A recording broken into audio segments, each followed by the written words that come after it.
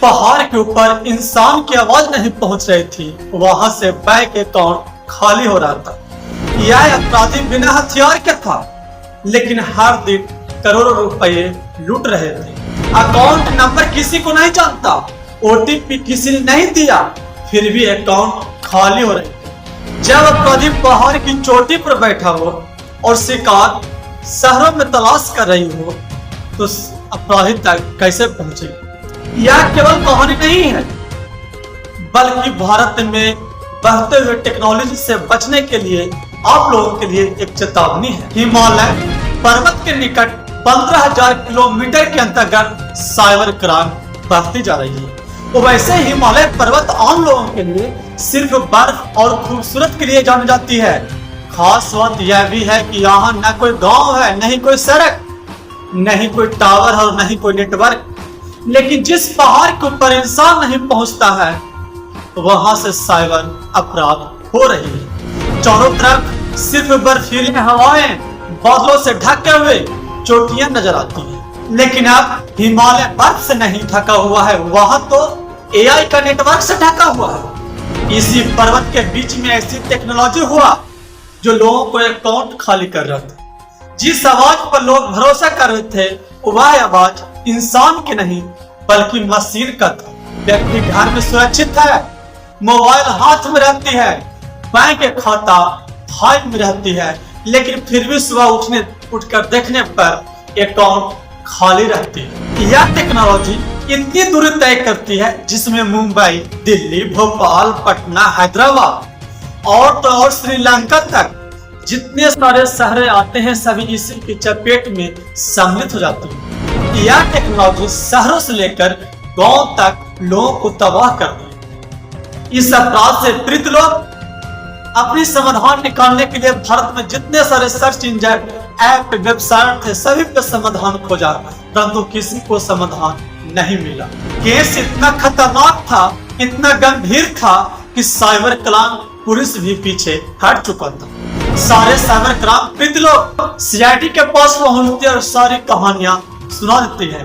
आज का case CID को एक ऐसी जगह पर ले जाएगी जहां हर कदम पर शक रहे। इस केस में न कोई सीसीटीवी कैमरा है और न ही कोई सबूत और न ही कोई गवाह, लेकिन सीआईडी टीम फिर भी अपनी तकनीकी के सहारे उस अपराधी तक पहुंचेगी जहां से लोगों के अकाउंट खाली किया जा रहा था। आपसे मात्र 10 सेकंड का समय लेंगे। वैसे आप देख रहे हैं क्राइम मीडिया डायरेक्शन, मैं आपके साथ वरिष्ठ भारती। इस चैनल पे social crime story, future crime story, CID episode इत्यादि क्राइम से जुड़ी हुई कहानियां वीडियो दिखाई जाती है। एक कहानियां बनाने के लिए अनेक लेखक कवि सहयोग करते हैं।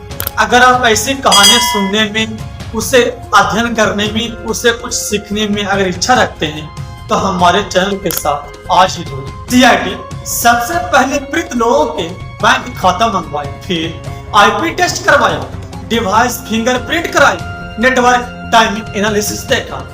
ये सभी देखने पर सीआईडी को शुरुआत में सब कुछ समान लग रहा था, क्योंकि अकाउंट खाली अलग अलग शहरों से हो रहे थे, अलग अलग जीमेल आईडी से हो रहे थे। यह साइबर अटैक इतना तेज था कि इसमें बैंक अलर्ट भी पीछे रह चुका था। जब सीआईडी ने सभी को अकाउंट खाली टाइम मिलाती है, तो सीआईडी के टीम को होश उड़ जाती है। सीआईडी ऐसे रहस्य को उजागर करेगी जो कई सालों से छुपा हुआ था।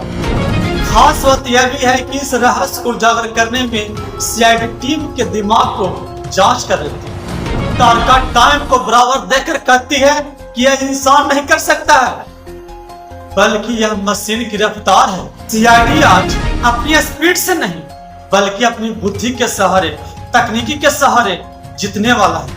एसपी प्रद्युमन कुर्सी से खड़ा हुआ और बोला कि यह कोई साधारण अपराधी नहीं है, बल्कि यह कोई प्लानिंग करने वाला अपराधी है। सीआईडी के सारे टीम पर्वत के निकट पहुंचा तो सभी के मोबाइल में विदेशी जीमेल आईडी से मैसेज आने लगते। सीआईडी टीम आज ऐसी जगह पे पहुंची जहां हर कदम, हर सेकंड पर जान बढ़ते जा रहे हैं। मैसेज देखते ही सीआईडी ने कहा कि यह एआई बेस्ड ऑटोमेटेड साइबर अपराधी है। यहाँ कोई इंसान नहीं है, बल्कि यह मशीन में ही सेटिंग की गई है। सीआईडी टीम अपनी टेक्नोलॉजी मशीन ले जाकर वहां खोलती है और धीरे धीरे उस अपराधी की उस मशीन की रहस्य जानने लगती है। इस मामले में हर तरफ अंधेरा था, परंतु अपराधी इसी अंधेरा में छुपा हुआ था।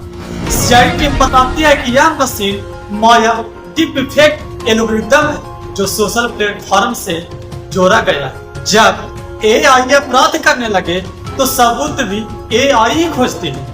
इंसान सोशल प्लेटफॉर्म पर जो भी सर्च करता है, यह मशीन उसकी डेटा संग्रह करती है, फिर खुद उसके ऊपर अटैक करता है। किसे क्या बोलना है, किसे किस भाषा में बोलना है, किस लहजे में बोलना है, यह मशीन सारी जानकारी प्राप्त करती है।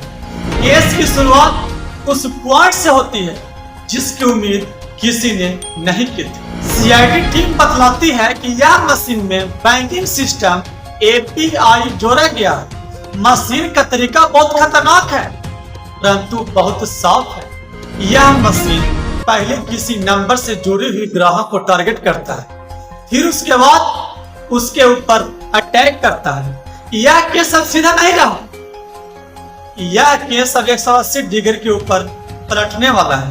यह मशीन उसकी उम्र, भाषा, history, call history, search history संग्रह करता है, उसकी डेटा कर रखती है, फिर उसी की आवाज में उसके ऊपर कॉल करती है। उसी समय व्हाट्सएप पर वीडियो आता है, बैंक मैनेजर का चेहरा उसी की आवाज में, जिसे ग्राहक भरोसा कर लेता है।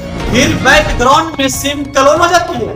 ओटीपी ग्राहक के फोन में पहुंचता नहीं कि 30 सेकंड में अकाउंट खाली हो जाता है। केस में हर सेकंड की कीमत थी, क्योंकि जान तेजी से बढ़ती जा रही थी। सीआईडी ने आज उतना सोचा जितना अपराधी ने सोचकर जाल नहीं बिछाया। सीआईडी टीम ने इस मास्टरमाइंड को पकड़ने के लिए एक हनी अकाउंट बनाया और उसमें जानबूझकर 10 लाख रुपए डाल दिए, क्योंकि सीआईडी टीम को आज देश के नागरिकों को बचाकर उस अपराध तक पहुंचना अति आवश्यक हो गया था। उस अकाउंट को एक मशीन से जोड़ दिया जिसमें network spinner, GPS, AI pattern detector machine शामिल है। सीआईडी जैसा ही जांच पे पहुंचा तो सब कुछ बदल गया। 3 दिन तक कुछ देखने को नहीं मिला, लेकिन चौथे दिन यह भी मशीन अटैक में जाने लगा। 2:14 में इस पे रफ्तार से मैसेज की बरसात होने लगी। शुरुआत में सीआईडी को ऐसे सबूत मिले जिसे मुजरिम भी छुपाना चाहता था। सीआईडी को जो पहले जो सबूत मिला वही सबसे बड़ी केस पॉइंट थी। हर सेकंड में डेटा मैसेज की बरसात होने लगी। CID data message video calling की परीक्षण किया। अपराधी ने प्लान तो बनाया था बहुत सोच समझकर, लेकिन अपराधी ने एक सबूत गलती से छोड़ दिया। सीआईडी को परीक्षण के तत्पश्चात पता चलता है कि यह नेटवर्क धरती से नहीं बल्कि ऊपर से आ रहे थे। लोकेशन हिमालय पर्वत के 15,000 फीट की ऊंचाइयों से आ रहे थे। दया धीरे से बोलते हैं कि ये लोग ऊपर से ही पूरी दुनिया को लूट रही हो। सीआईडी को ऐसी सबूत मिली जिसे मुजरिम भी उसे गलती से छोड़ दिया था। केवल इतने से सबूत से अपराधी को पकड़ना असंभव था। सीआईडी आज 2 सबूतों को जोड़कर एक भयानक सबूत मिलाती है जिससे अपराधी को पकड़ने के लिए आसान होगा। सीआईडी ने एआई के सीजन रिकॉर्ड को एकत्रित किया, व्हाट्सएप कॉल की आवाज को मैच करवाई, फिर मशीन से एआई की मशीन को कनेक्शन कराई, फिर ईएमपी डिवाइस नेटवर्क को हटाया गया, तब जाकर अपराधी को लोकेशन को अटैक। ये सभी मशीन के सहारे, तकनीकी के सहारे अपराधी को गिरफ्तार किया और सीआईडी ने अपराधी को हथकड़ी लगाते हुए बोलता है कि कानून से बड़ा कोई कोर्ट नहीं होता। 700 से ज्यादा बैंक खातों का डेटा बरामद हुआ, 120 करोड़ की अवैध कमाई का हिसाब मिला। अपराधी की पूरा एआई सिस्टम जब्त हुआ और अपराधी को उम्र के लिए, जीवन भर के लिए, जेल के लिए हवाले करा। वैसे हमारी कहानियां खत्म हो चुकी है, लेकिन एक सीआईडी एपिसोड के ऊपर हमने एक टिप्पणी लिखी है, उस टिप्पणी को भी आप सुन लीजिए। सीआईडी एपिसोड एक शो नहीं है, यह एक सीरियल नहीं है, बल्कि यह एक अपराध को समझने की भाषा है, सबूत को अध्ययन करने की पाठशाला है, और खुद को अपराधी से बचने के लिए एक चेतावनी है। सीआईडी एपिसोड शुरू होने के 10 से 15 मिनट के बाद कोई न कोई घटना घट ही जाती है, जिसका रहस्य दर्शकों को भी छुपाते जाता है और जिसकी रहस्य एपिसोड के अंतिम आते आते बता दी जाती है। जैसा ही उस रहस्य को उजागर करने के लिए, उस अपराधी को पकड़ने के लिए सीआईडी टीम काम करती है, जांच करती है, सबूत खोजती है, उस समय दर्शक का दिमाग बहुत फास्ट चलती है, जिससे उसके दिमाग का भी एक्सरसाइज होती है। उसके दिमाग साइंस के ऊपर भी बहुत तेजी से काम करती है। यह एपिसोड दुनिया का नंबर 1 सीरियल में से एक रही। सीआईडी सीरियल में ऐसा क्या है जो हमारे पूरे परिवार को जोड़ दिया? सीआईडी एपिसोड में बिना अश्लीलता के फालतू ड्रामा के दिखाई जाती है।